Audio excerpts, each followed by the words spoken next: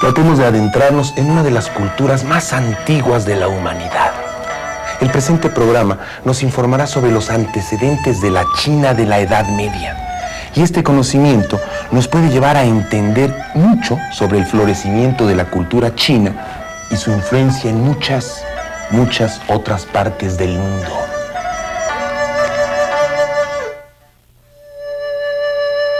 El periodo más antiguo de China se puede establecer entre los siglos XVI y XII antes de nuestra era, tiempo conocido en la historia como la época Chang-Jin, en que existieron tribus dedicadas a la siembra. Estas tribus de diferentes orígenes se establecieron en el valle del Guangzhou y a pesar de las diferencias de costumbres, se vieron en la necesidad de unificarse para combatir a las tribus nómadas venidas del norte. Los grupos de agricultores que establecieron esta unión dieron lugar al nacimiento de un pueblo y más adelante a la formación de un estado al compartir formas de ser y defender un territorio común. La época Chang-Jin es la base de la sociedad china que concentraba el poder en un rey y un consejo de jefes que lo rodeaban. Este sistema de gobierno llega hasta el año 206 antes de nuestra era, cuando ocurrió el primer cambio importante y que hace entrar a China a la etapa medieval de la historia del mundo.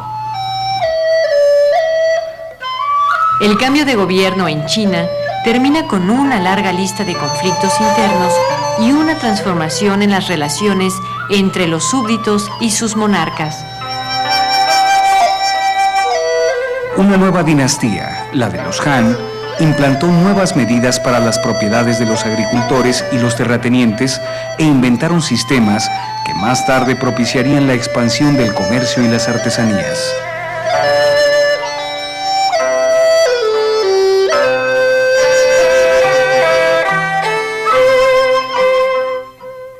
Cuando la dinastía Han toma el poder en el año 206 antes de nuestra era, se conocía el cultivo del arroz, la cebada,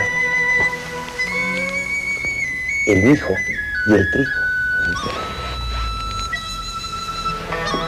Pero con las nuevas medidas de comercialización de los productos del reino chino, surge la necesidad de llevar las mercancías más allá de las tierras conocidas, debido a la demanda que de estas existía en otros pueblos, ya que la seda, la porcelana y los objetos de marfil eran requeridos en otras partes.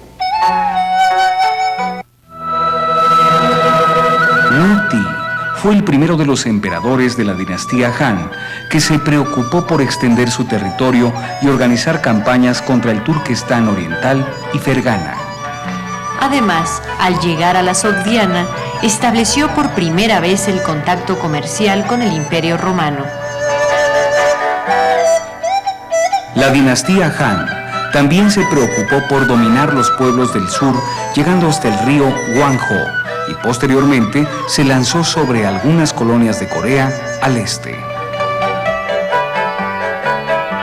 Sin embargo, la situación que aparentaba ser de auge y de progreso para las clases gobernantes del Imperio Han, en realidad era desfavorable para la mayoría de la población que se dedicaba a las labores de la siembra. Uno de los factores principales que contribuyó a la caída de la dinastía Han fueron las constantes rebeliones de la población que buscaba mejorar sus condiciones de vida. Pero quizá la más importante de las causas que intervinieron para que la dinastía Han se derrumbara fue la presencia cada vez más cercana de las tribus nómadas que desde el norte de China comenzaban a avanzar hacia la capital del imperio. Generalmente la historia nos ha señalado a los pueblos nómadas como pueblos acostumbrados a moverse de un lado a otro, sin más fin que el saqueo y robo de las poblaciones sedentarias. Pero en el caso de los pueblos nómadas del Asia Central, su existencia los llevó a cumplir muchas funciones favorables para el emperador a través del comercio. Por ejemplo, si una caravana de mercancías para intercambiar con la Sogdiana o con Roma tenían que cruzar las estepas del Asia Central, algunas tribus nómadas podían ofrecerse a proteger su viaje de asaltantes a cambio de algunos productos que necesitaran para subsistir. Esto permitía, por otra parte, que las mercancías exportadas por China, como granos o piezas metálicas, se distribuyera entre las tribus nómadas que intercambiaban sus productos de caza o ganaderos criados por ellos mismos, así como ropa, material para las tiendas y transporte proporcionado por sus caballos.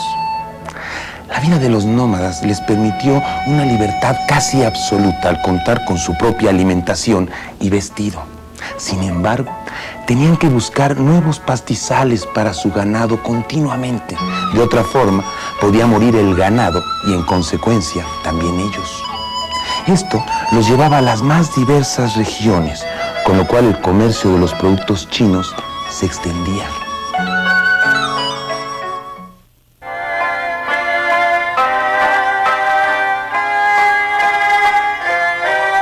Pero a pesar de la prosperidad del comercio, los conflictos entre los gobernantes, nobles dueños de feudos y campesinos, sin otra cosa que el trabajo de la siembra, se acrecentaron en el inicio de nuestra era. Entonces, la dinastía Han fue víctima de traiciones entre las clases nobles, y en el año 8 de nuestra era, el regente Wang Mang asesinó al descendiente del emperador Wu Ti, que era menor de edad y se autoproclamó emperador. De inmediato tomó algunas medidas que aumentaron el descontento popular. Declaró que la totalidad de las tierras eran propiedad del nuevo gobierno y les impuso un límite de posesión a las clases ricas.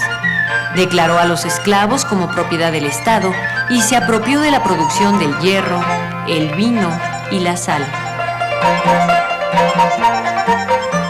Apenas 10 años después de tomar estas medidas, los movimientos campesinos vencen al emperador Wang Mang y se alían con los descontentos aristócratas.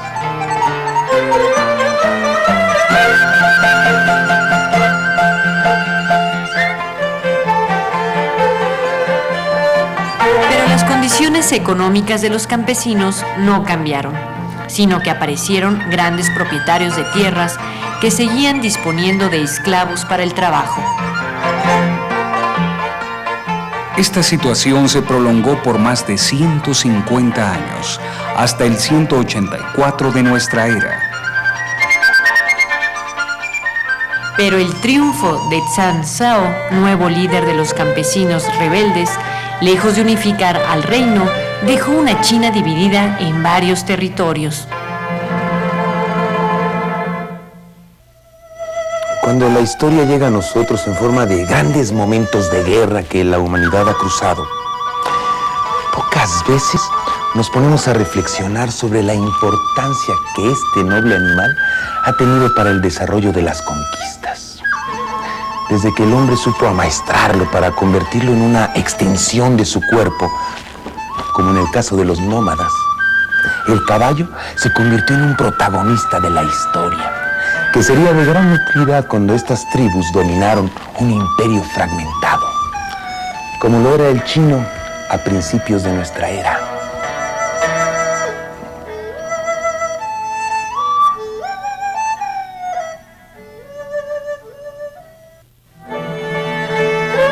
Sin embargo, las invasiones mongólicas en China tendrían graves consecuencias en el otro extremo del mundo, cuando, obligados a huir de estas tribus nómadas, los godos buscan nuevos territorios donde refugiarse, llegando hasta las fronteras del Imperio Romano.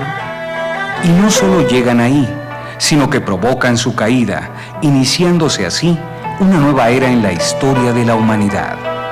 Lo que implica este pasaje de la historia es el crecimiento y auge guerrero de los pueblos nómadas del Asia Central, que más adelante, convertidos en hunos y mongoles, habrían de conseguir el dominio de todo el territorio comprendido desde el Océano Pacífico hasta el Mar Negro.